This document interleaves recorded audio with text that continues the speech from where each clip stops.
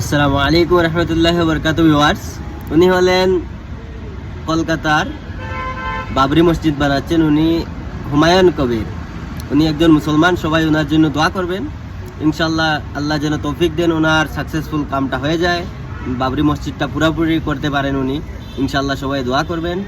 আর উনি যে তো একটা আল্লাহর উপর ভরসা করে একটা বাবরি মসজিদ বানাচ্ছেন, ওনার উপর অনেক অত্যাচারের সম্ভাবনা আছে, সবাই দোয়া করবেন ইনশাল্লাহ।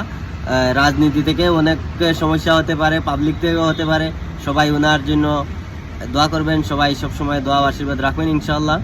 আর বেশি কিছু বলতে পারছি না। উনি ওনার জন্য বেশি বেশি আপনারা দোয়া করবেন, হুমায়ুন কবিরের জন্য।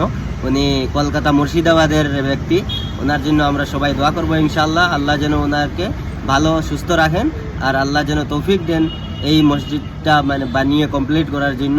আর আমরা যেন সবাই দোয়া করব, এই জায়গায় গিয়ে নামাজ পড়ার জন্য চেষ্টা করব ইনশাল্লাহ। আল্লাহ যেন একদিন আমাকেও নিয়ে যায়। আমি অনেক দূরে থাকি, তাই আসামের ছেলে আমি, তাই ভাবছি যে আমি একদিন গিয়ে এই মসজিদে নামাজ পড়বো ইনশাল্লাহ।